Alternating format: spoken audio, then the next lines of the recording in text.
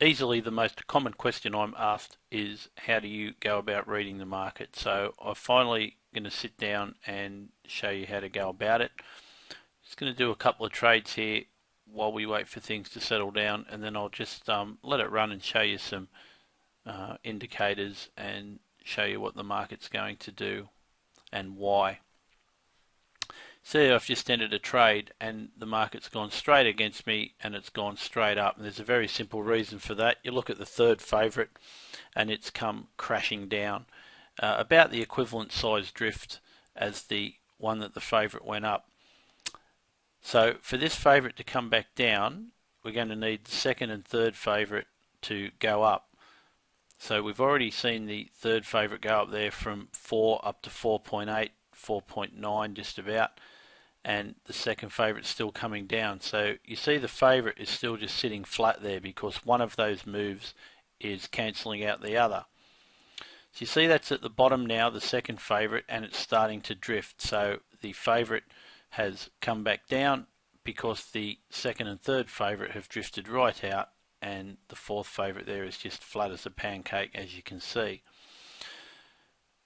Now the favourite is at the bottom of its range. You see here it hasn't traded any lower than 2.2 all day, and it's at 2.28, and there's a lot of money pushing this price down, so it should stay here until a significant move on the second or third favourite takes place. So we need to keep an eye on them now. All four horses on the screen are now pretty flat. So until we see a move, we won't know what's going to happen with the others. The favourite started to drift a little bit, and the third favourite, you see, started to come down. About the same sized move once again as is on the favourite. These are all going to counterbalance each other. One goes up, one has to come down because the market has to stay at around 100%. If they all came down, you'd be able to lay them all and make a profit. If they all went up, you'd be able to back them all and make a profit.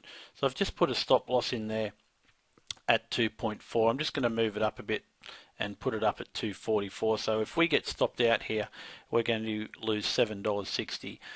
So I'm just going to stop and not do any trades now and just watch the market moves. And you'll see that as soon as one moves, one of the others will do the opposite. Now, the second favourite is right at the bottom of its price here at 365. It hasn't traded lower than 360 all day, so I suggest the only way that can really go is up.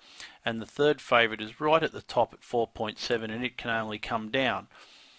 And there we go. The second favourite's gone up, and the third favourite's come down a bit. Once again, about the same size move as the others. Now, if you get the second and third favourite coming down together, the favourite will drift quite heavily. So I guess with the three of them, what I'm saying is if two of them do one thing, the other has to do the other. Now, the second favourite's coming down and the favourite's coming down, so the third favourite just has to drift here. It quite simply just has to drift, and it'll probably go out of its range of 4.8 if they keep coming down the way they are, which it's just about to do. 4.8, the pressure on it is going up. So if you were going to back that horse, now would be the best time because no one's got a better price on it than 4.8 all day. So if you can get 4.9, you're getting the best value if you were to fancy that runner and just wanted to bet on it. But you see that this second favourite is still coming down, so the third favourite's still drifting, and the favourite is just flat. It's doing nothing because those two are counteracting against each other. Second favourite still coming down. Now the third favourite has levelled out, so this means the favourite's going to do anything, and I'd suggest it's going to drift because if that third favourite is stopped and the second favourite's still getting hammered, which it is, our horse has to go up. So I'm going to get stopped out here in a minute. There's good money building up on the lay side on this favourite to make it drift. The third favourite has stopped and started to come down, so there's really only one way that the favourite can go here, and that's up. So we'll cancel that 191. We're going to get stopped out, and the race is about to start in a few seconds anyway. So there's our hedge figure. So we get stopped out there, $7.59 loss.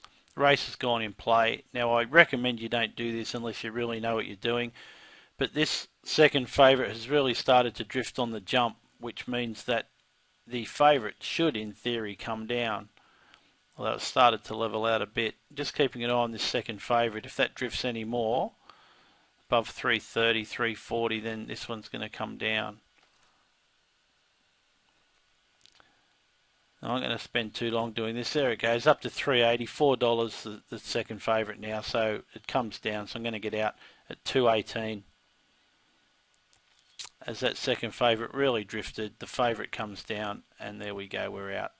$3.35 profit. But that's how you read market moves.